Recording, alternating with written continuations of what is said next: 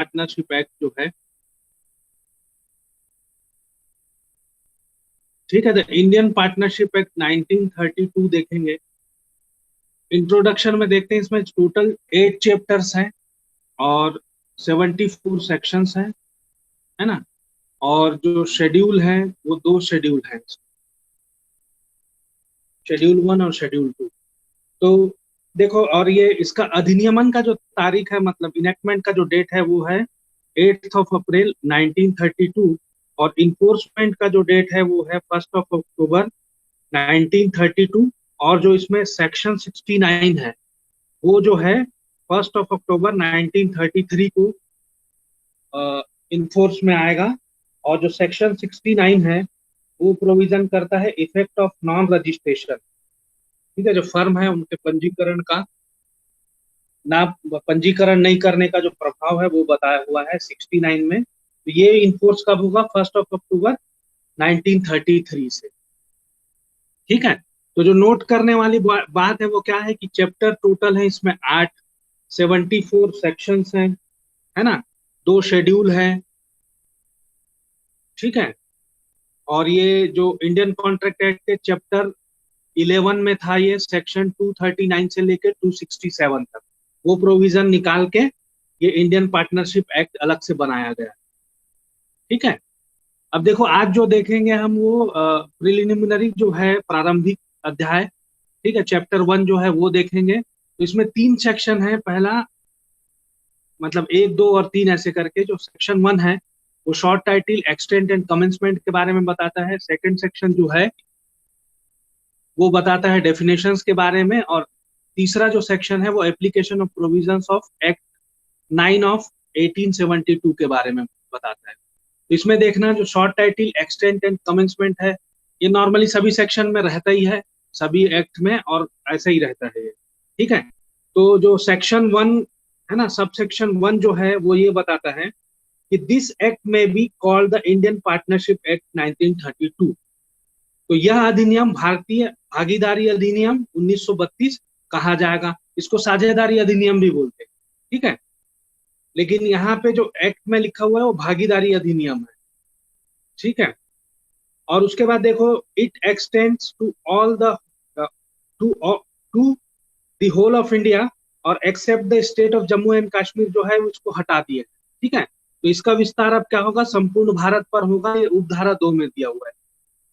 और sub section जो 3 है वो देखो, it shall come into force on the first day of October 1932, except section 69, which shall come into force on 1st of October 1933, मतलब 1 साल बाद, ठीक है।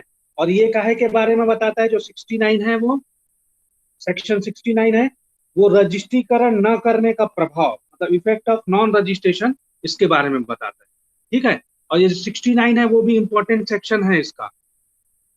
तो ये आपका खत्म हो जाता है ऐसा सेक्शन 1, ठीक है। तो इसमें जो नोट करने वाली बात यह है कि जो एक्ट है वो 1 अक्टूबर 1932 से ही लागू हो गया था, ठीक है। और इसका जो 69 वाला है वो 1 साल बाद, ठीक है, 1933 में 1 अक्टूबर 1933 को लागू हुआ। अब जो डेफिनेशन वाला क्लॉज है उसमें देखना कि जो ए है, ठीक है, वो बताता है एक्ट ऑफ फर्म। सेकेंड जो है वो बताता है बिजनेस के बारे में। तीसरा बताता है प्रिस्क्राइब्ड के बारे में। और चौथा बताता है थर्ड पार्टी। और पांचवा जो है, ठीक है, उसमें कुछ डेफिनेशंस हैं जो इसमें नहीं दिए हुए हैं, वो इंडियन कॉन्ट्रैक्ट एक्ट के हैं, उससे परिभाषित होंगे, वो चीजें बताया हुआ है, ठीक है। तो ए देखते हैं, फर्म का कार्य, एक्ट ऑफ अ फर्म। तो फर्म के कार्य से क्या है? से फर्म के सभी भागीदारों का काम, ठीक है, पहली चीज। दूसरी चीज, किसी भागीदार का किसी एक भागीदार का काम, किसी अभिकर्ता का कोई भी कार्य या लोग। तो ये सभी चीज या तो सबके सब भागीदारों का कार्य लोप होगा, या किसी एक भागीदार का कार्य लोप होगा, या किसी अभिकर्ता का कार्य या लोप होगा, जिससे फर्म के द्वारा या विरुद्ध प्रवर्तनीय कोई अधिकार उद्भूत होता हो, ठीक है। तो कोई, है ना, फर्म के द्वारा क्या है? विरुद्ध प्रवर्तनीय कोई अधिकार उद्भूत होता हो, ठीक है। तो N act of a firm means any act or omission by all the partners or by any partner of agent of the firm which gives rise to a right enforceable by or against the firm. तो यहाँ से जो question वगैरह ऐसे मतलब छोटे question जो competitive exam वगैरह में जो पूछ सकता है वो ऐसे पूछ सकता है कि फर्म के कार्य में इंक्लूड होता है, ऑप्शन देगा कि सभी पार्टनर्स का एक्ट, सभी पार्टनर्स का ओमिशन, ठीक है, या किसी एक पार्टनर का एक्ट या ओमिशन, या फिर क्या जो एजेंट्स हैं उनका एक्ट और ओमिशन। तो ये क्या है, सभी के सभी ऑप्शन इसमें आएंगे, ठीक है। अब उसके बाद बी देखना, business. Business includes every trade, occupation and profession. तो कारोबार के अंतर्गत हर प्रकार का उपजीविका, व्यापार और वृत्ति आदि जो है वो सभी आते हैं, ठीक है। अब कारोबार का परिभाषित करना थोड़ा सा कठिन काम है, लेकिन ये समझो आपकी किसी भी काम को करने में अगर समय लगता है, परिश्रम लगता है या धन लगता है, तो ऐसे सभी कार्यों को क्या बोला जाता है, कारोबार बोल सकते हो आप सामान्य रूप से। तो इस परिभाषा में क्या बताया गया है कि ये परिभाषित नहीं किया है कारोबार को, बिजनेस को, ठीक है। ये क्या करता है, केवल गणना करता है कि किन किन, कैलकुलेट करता है किन किन चीजों को आप कारोबार बोल सकते हो, तो किन किन चीजों को बोल कर सकते हो। तो इसमें भी जो क्वेश्चन है वैसे पूछ सकता है कि every trade, occupation and profession. तो व्यापार, उपजीविका और वृत्ति, ये तीनों चीजें जो है वो सम्मिलित होती हैं उसमें से करके, है ना। नेक्स्ट जो है वो c, prescribed means prescribed by the rule made under this act. तो विहित से इस अधिनियम के अधीन, नियमों द्वारा विहित अभिप्रेत है।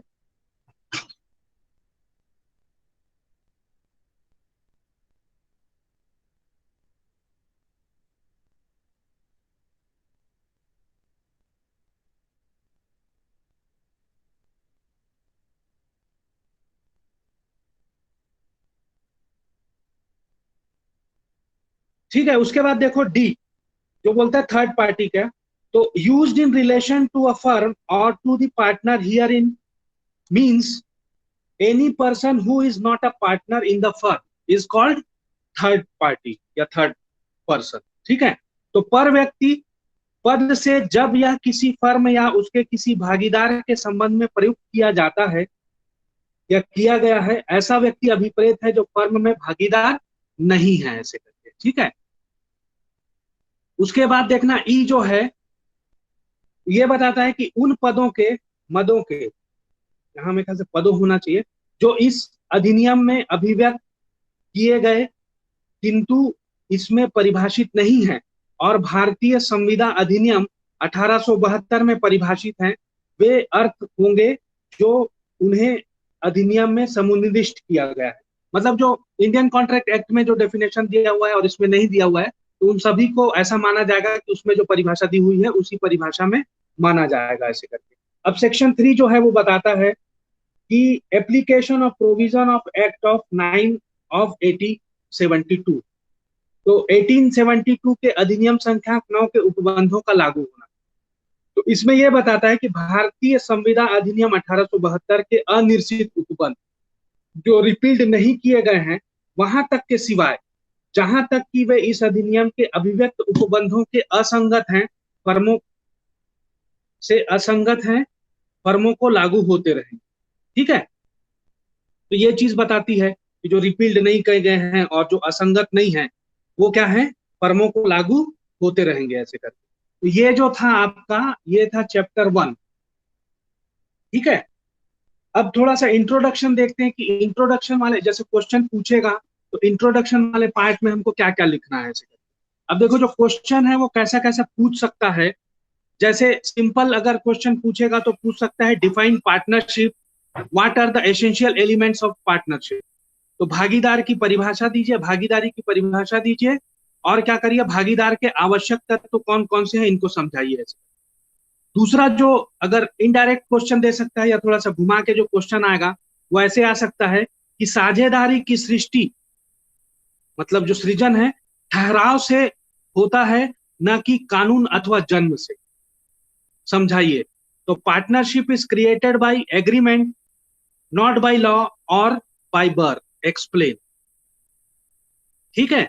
अब उसके बाद नेक्स्ट वाला देखना कि और अगर इसको थोड़ा सा घुमा के दे सकता है क्वेश्चन तो कैसे दे सकता है।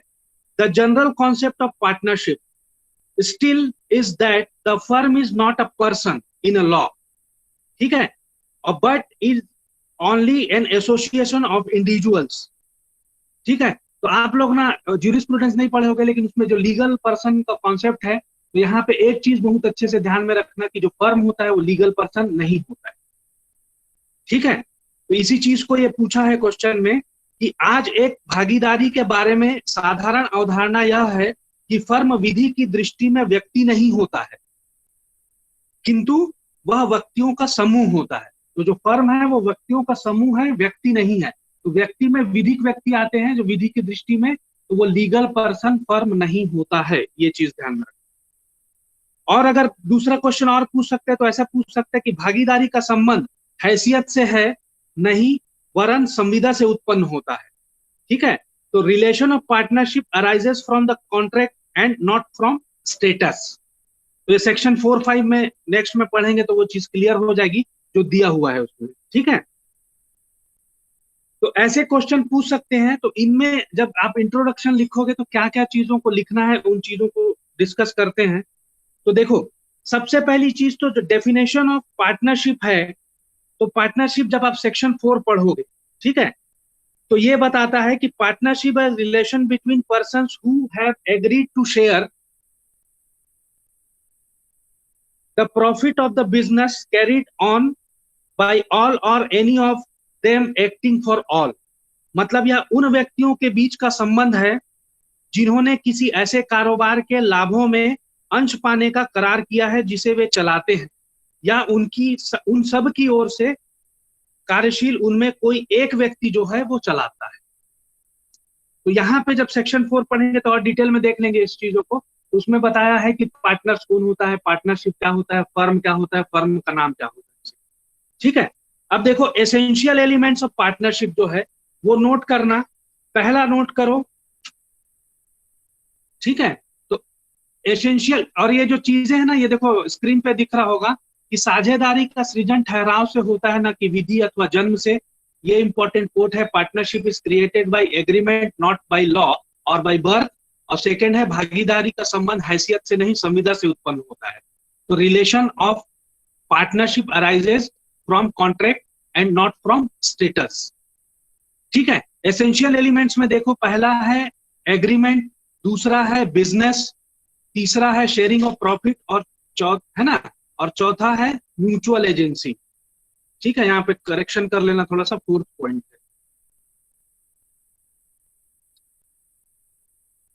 है ना। तो अब इनको एसेंशियल एलिमेंट्स को देखते हैं। पहला एसेंशियल एलिमेंट है एग्रीमेंट।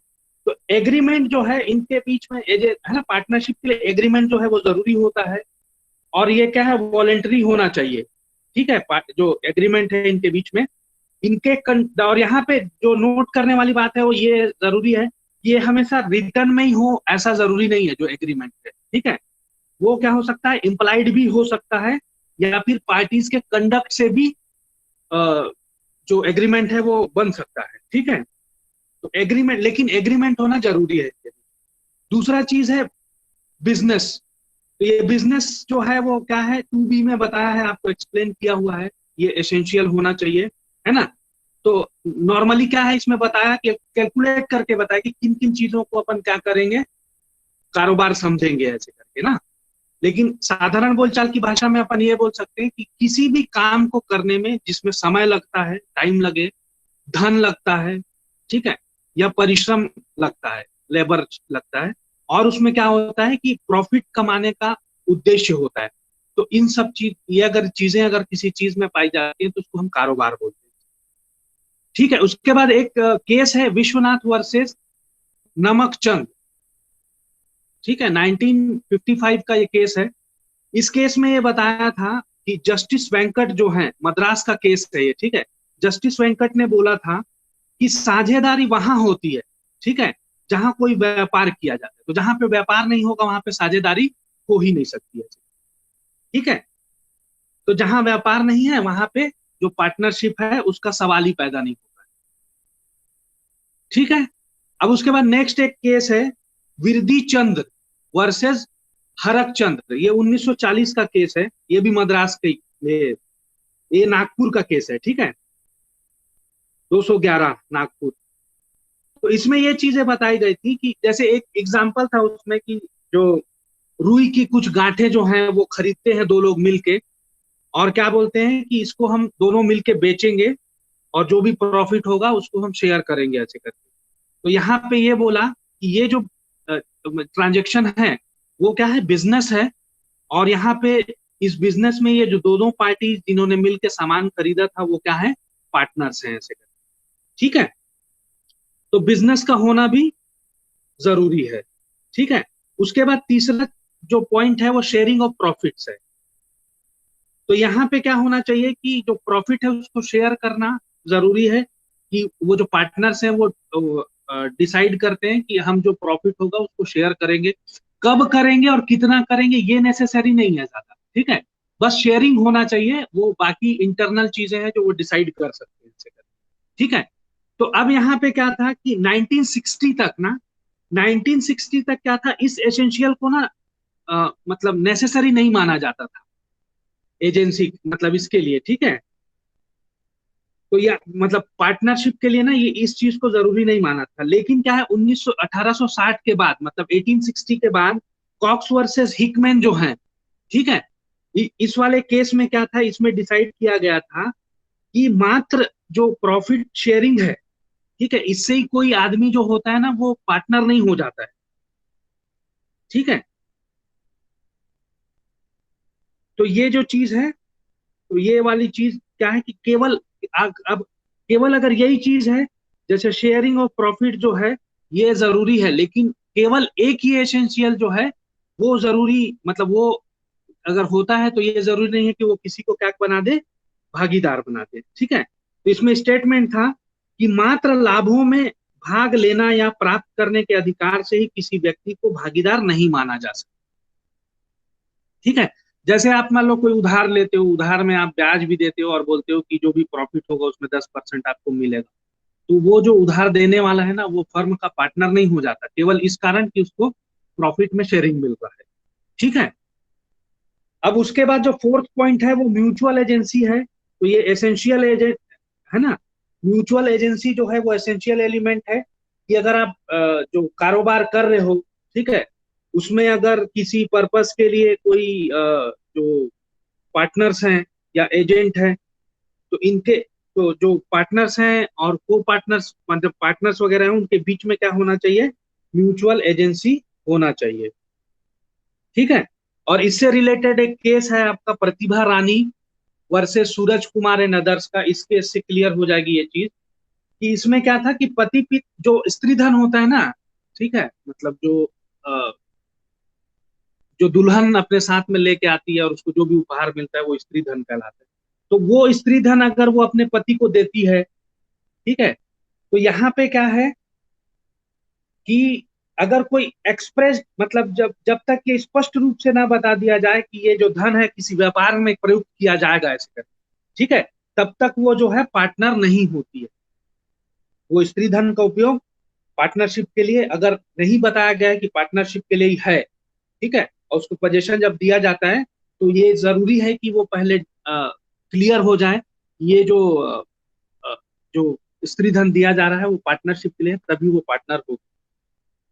ठीक है, अब देखो जो मेन पॉइंट और क्या है कि जो चीजें हैं, ठीक है, ये बाकी वाले जो चैप्टर्स है ना, ये बाकी जो पॉइंट्स है वो कल देखेंगे। एक्चुअल में ये जो डिपेंड करता है ये सेक्शन 4, सेक्शन 5, सेक्शन 6 से रिलेट करता है, तो इन चीजों को कल देख लेते हैं ना। और अभी जो और जो देखते हैं अपन पार्टनरशिप, थोड़ा सा कुछ चीजों में इंट्रोडक्शन में ये चीजें हैं कि जो डिफरेंसेस है वो देखें अपन कि क्या क्या है। तो पहला देखो पार्टनरशिप एंड कंपनी में क्या डिफरेंस होता है। ठीक है, तो पार्टनरशिप या जो फर्म है ना वो लीगल पर्सन नहीं होता है, जबकि जो कंपनी है वो लीगल पर्सन होती है। ठीक है, तो ये पहला डिफरेंस है। दूसरा डिफरेंस ये है कि जो पार्टनरशिप में है वो एग्रीमेंट जरूरी होता है, और कंपनी में क्या है, एग्रीमेंट के साथ साथ और बहुत सारी फॉर्मेलिटीज होती है जिनको पूरा करना पड़ता है। ठीक है, थर्ड पॉइंट है कि जो पार्टनर्स हैं वो अपने जो शेयर्स हैं उनका ट्रांसफर ना फ्रीली नहीं कर सकते, मतलब एकदम स्वतंत्रता पूर्वक वो अपने अंशों का अंतरण नहीं कर सकते, जबकि कंपनी में अंशों का जो अंतरण है, ठीक है, जो शेयर्स हैं वो ट्रांसफर किए जा सकते हैं फ्रीली। उसके बाद फोर्थ पॉइंट है कि कोई जो पार्टनर है ना, वो अपने ही कंपनी अपने ही फर्म से कॉन्ट्रैक्ट नहीं कर सकता है। जो पार्टनर है वो अपने ही फर्म से कॉन्ट्रैक्ट नहीं कर सकता है। लेकिन कंपनी में क्या होता है, जो कोई शेयर होल्डर है वो अपने जो कंपनी है उससे कॉन्ट्रैक्ट कर सकता है। ठीक है। और नेक्स्ट वाला पॉइंट है कि अगर कोई पार्टनर मर जाता है, जिसकी मृत्यु हो जाती है, तो जो भागीदारी है वो खत्म हो जाती है। ठीक है। लेकिन कंपनी ऐसे में चलते ही रहती है, जैसे कोई शेयर होल्डर खत्म हो गया या कोई डायरेक्टर खत्म हो गया तो वो चलते ही रहते हैं। ठीक है।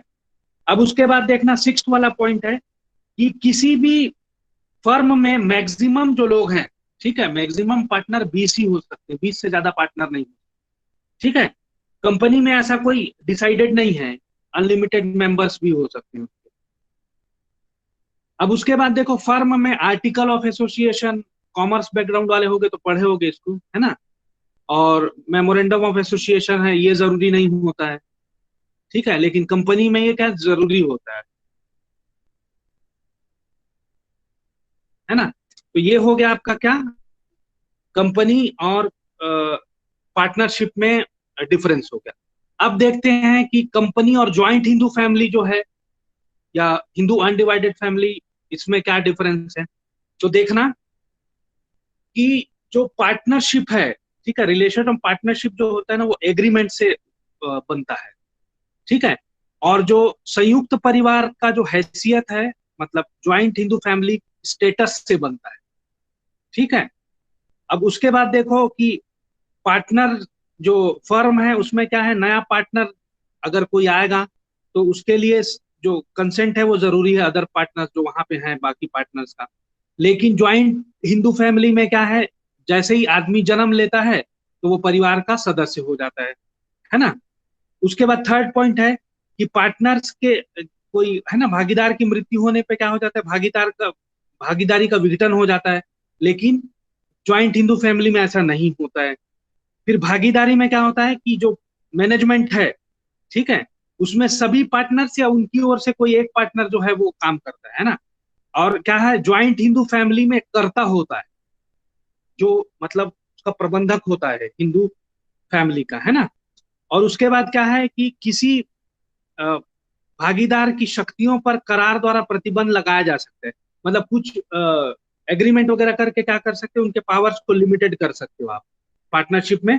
लेकिन यहाँ पे जो कर्ता होता है, ठीक है, इसके जो पावर्स होते हैं ना वो बहुत मतलब विस्तृत शक्तियां प्राप्त होती हैं। और लास्ट पॉइंट है कि जो हर एक पार्टनर है फर्म का, ठीक है, वो अगर आप कहीं उधार या ऋण लेते हो तो उसके लिए उत्तरदायी होता है। लेकिन क्या है, ज्वाइंट हिंदू फैमिली में जो कर्ता होता है उसके ऊपर ही ये सब लाइबिलिटी होता है, सब चीजों। अब देखना एक डिफरेंस है कि पार्टनरशिप और को ओनरशिप में क्या डिफरेंस है। तो पार्टनरशिप के लिए जो पार्टनर्स हैं उनके बीच में एग्रीमेंट होना चाहिए।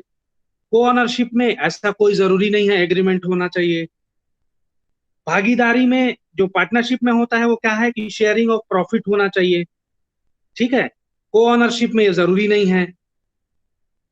और पार्टनरशिप में क्या होता है कि हर जो एजेंट, मतलब जो पार्टनर होता है वो दूसरे के लिए एजेंट होता है। ठीक है, फर्म का एजेंट होता है वो। और यहाँ पे क्या है कि को ओनरशिप में जो को ऑनर है वो एजेंट नहीं होता है। ठीक है, उसका जो पोजीशन है वो एजेंट जैसा नहीं होता है। ठीक है।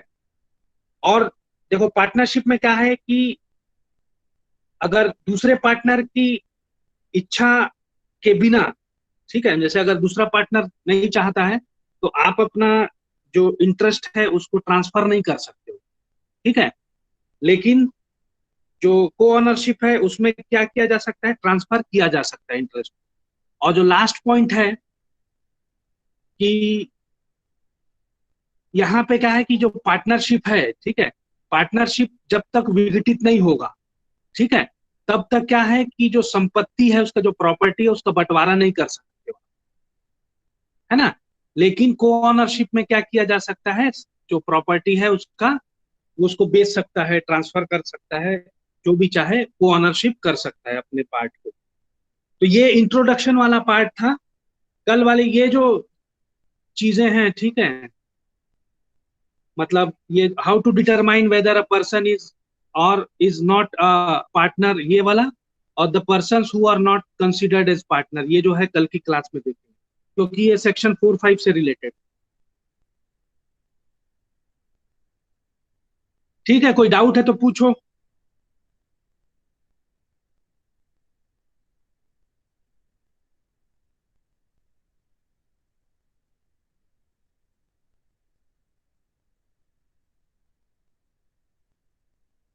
सर रिकॉर्डिंग बंद कर दे।